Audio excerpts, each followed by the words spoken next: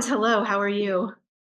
Oh, hello, Kristin. How are you? I'm fine, thank you. Great. Well, it's so good to see you again. I'm excited to travel together again this summer. Yeah, same to me. Yeah, it'll be I'm good. looking forward to it. And for this tour, this magnificent Dutch gardens tour that we are planning in late summer, we get Yeah, to do it in the Netherlands where you live. that's right. It's just a home match for me, Yeah. probably. So Yeah, so you'll we're just right in your backyard. That's perfect. And that's right. you visited many of these gardens many, many times, I'm guessing. Yeah, I've seen many of those gardens. Yes. Um, well, last week with my wife, I was in a garden, Jelle Grientjes garden, where we Oh, yeah. go to. Yeah. But I tried to take pictures, but not at this moment. It's not spectacular. It's a real garden for, well, midsummer and later in the year. So it'll be just And I perfect. think he uses thousands of bulbs, alliums, etc.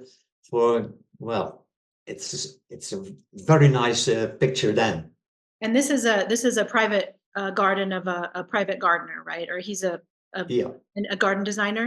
Is that it's right? a garden designer. He had a very small garden near the River Rhine, and a few years ago he transplanted his small garden a few miles further on, and it's spectacular, as I said in August when we visit that garden together. So you bring up an interesting point. I think a lot of people, when they think of the Netherlands and gardens, they think tulips and spring bulbs. And we are visiting gardens in the Netherlands in late summer this time. And so, why do that? I'm sure people are wondering. Tell me Yeah, what gardens look like in late summer in the Netherlands. yeah. When uh, people from abroad come to Holland, they always want to see the tulips. And especially in spring, and Keukenhof, it opened last week for the 75th time, I suppose. Yes. Mhm. And millions of visitors. Okay, that's very nice, but we have much more to offer, especially in summer. And there are so many different sort of gardens that's worthwhile to come and have a look at the Dutch gardens. And it's sort of a perennial gardener's dream there, right? I mean, midsummer, late summer are just bursting, gardens are just bursting with beautiful perennials at that time. Yes, and especially our well mild climate as we have here, we can grow perennials from January till December. Wow. I think when you compare it to America, we have zone 8 or 9 something, so mild winters, and especially over the last few years, really mild. This winter we only have one day of a bit snow Wow. compared to you. Wow. Yeah. We won't even go there. Okay, okay. We're in the Midwest. No, Yeah. So it's really just a great climate for gardening. And so um, absolutely. long history of a garden, a horticultural businesses, and the garden is just woven in. Gardening is sort of part of the culture there, right? Yeah, yeah. Now, of course, we also have we exporting millions of plants in Holland, and well, the history of the Netherlands starts at Boskoop, where all the nurseries started creating their gardens and their nurseries. They were specialists in grafting and breeding and so everything, and it went all over the world. And we are going to have such a canal tour in that area, and someone is going to explain and tell everything about the Boskoop nurseries. I'm really excited to learn more about that horticultural history piece, and then to get to combine that with a canal boat tour right there. That's so. It seems so quintessentially Dutch. That's right.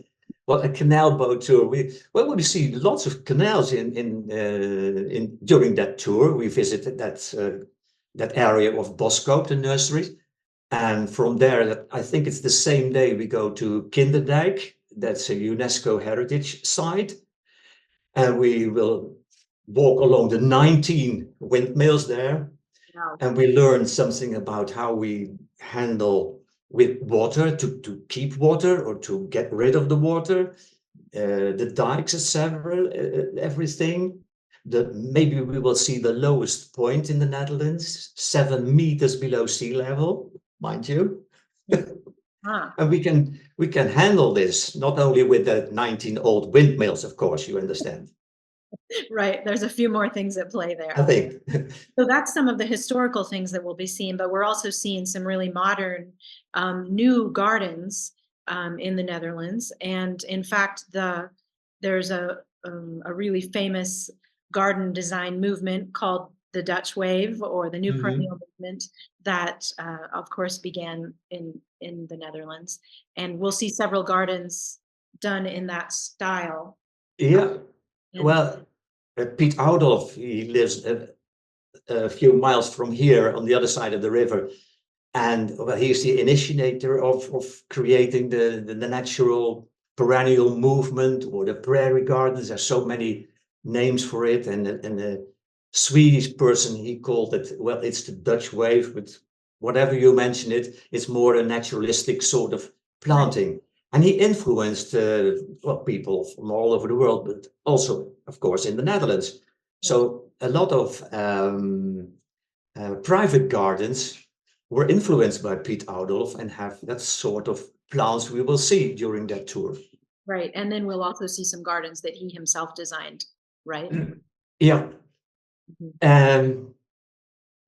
Well, we also have a famous nursery in the north. We visit Lianne Pot, and she visited prairie gardens in the United States and all sorts of prairie. There are different sort of prairies, I understood, and also a steppe garden like in Argentina. And she created there a wonderful garden there next to the nursery she already had. And you will see a naturalistic planting. And you will say it's not a prairie. Okay, it's not a prairie, but it gives people the feeling of being inside a garden, really between amongst the plants and the grasses, etc. And it gives you that natural feeling. Just an amazing experience. Absolutely. Yeah. Yeah, and also perfect time to visit in late summer when all the grasses are blooming and, That's right. That's the perfect time, August and maybe September.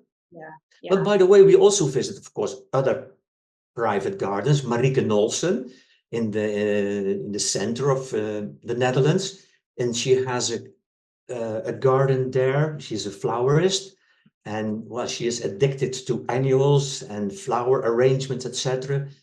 And she has connections with Sarah Raven in England. okay.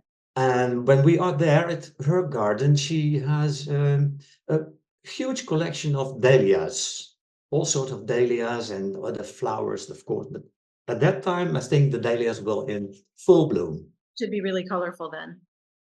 Pardon? Should be really colorful then. That'll be Yeah, fun. absolutely colorful. Yeah. Right. And so lots of different styles, the kind of more prairie naturalistic style. Then we're visiting this garden that has more cut flowers and flower arrangement that's Yeah. forest centric. And Yeah. then we're visiting uh, the Palace Hetlu. Is that pronounced Yeah. correctly? Palace Hetlo, Hetlo. Right. Hetlo, that's another word for wood. Okay. We have many names here in England of villages and cities ending on low, and that means wood. Okay, but Palace at Low, Yeah. it was a former palace. Sorry? Completely different style. No, no. Yeah, Yeah. it was the home of William and Mary, later the King and Queen of England and Scotland and Ireland.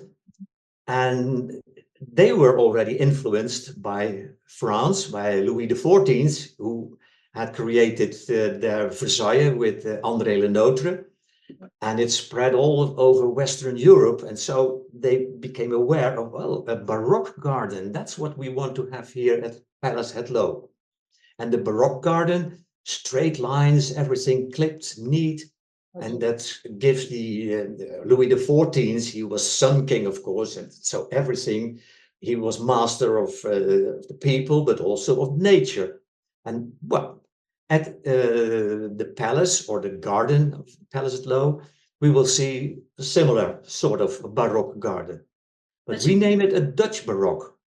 And Dutch Baroque. What makes a Dutch Baroque versus yeah, the Dutch Baroque, they gave it that name because when you see, or maybe you have been there at the Versailles, it's a garden and you look at the end, and the end is the horizon. But whereas here in Holland, we call the Dutch garden because it's so flat. Um, it's ended with a sort of a colonnade at the end. So it's in a sort of enclosure. It's Okay, small, it's much, much smaller, of course. interesting. And Okay. then you see all those clipped boxes and fountains and arbors, etc. I visited it several months ago, and it's stunning, and the palace as well. Any time of year, it's nice. Absolutely. So, what about there is another garden we're visiting that has many small vignettes or several different gardens all mixed into one garden. Is that right? I mean, Yeah. Well, I think we have two of them. We will visit a garden called a Minruis garden. okay. And Minruis, she was the daughter of a nurseryman in the northeast of the Netherlands. And at that time, it was not done that a woman worked in the garden in the 19th century, but she wanted to help in the garden and she had her own garden there. We will visit that and have a tour in in that garden. 30 different types of gardens she created there. She wrote a lot of columns and books, etc., and was very influential in the 20th century, at the beginning of the 20th century. And she also inspired, amongst others, Piet Oudolf. And it's so interesting when we are there at the Mien Ruis Garden. You see several gardens, and you would think she created it yesterday. They look very, very modern, unbelievable. And she just And they were laid out in the what shall I say, 1950 right. Okay. something. So they're more than 70, 80 years old, but they look Yeah. like they could be Yeah. done. Oh, and the other, well, it's not the same, but we also go to Appeltern and Yes. Appeltern Gardens, the adventure. It says Appeltern Adventure Gardens.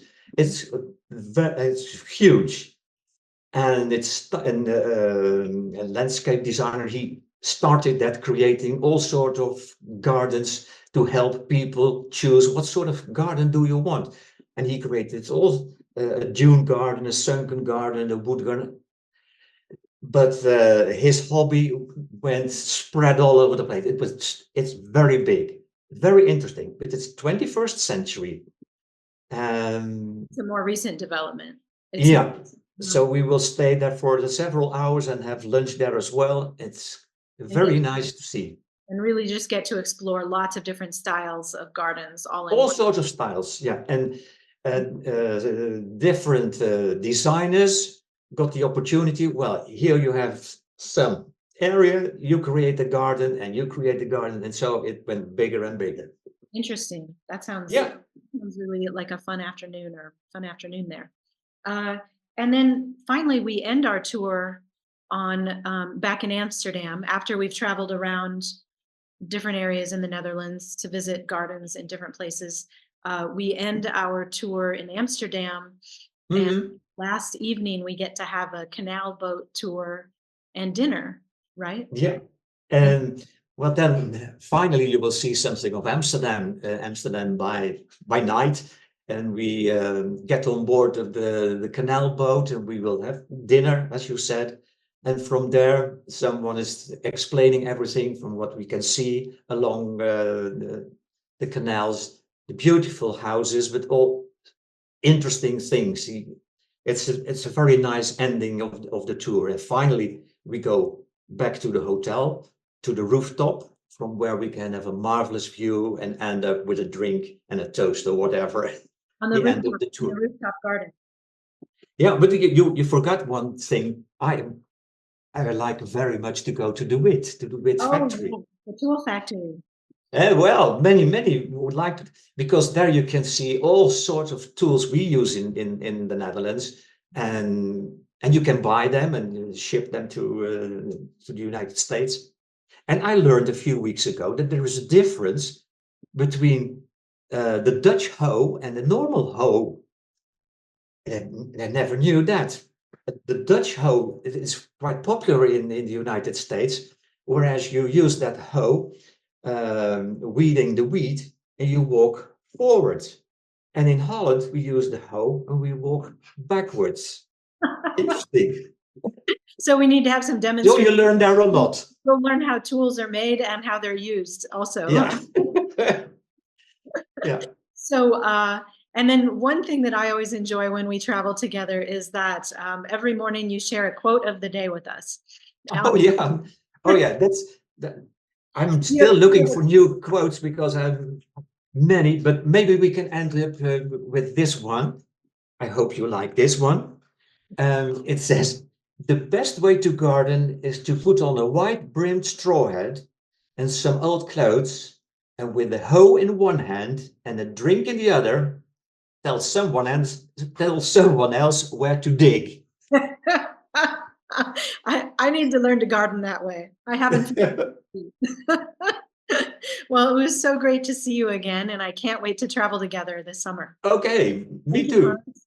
Thank you very much, Kristin. Bye-bye.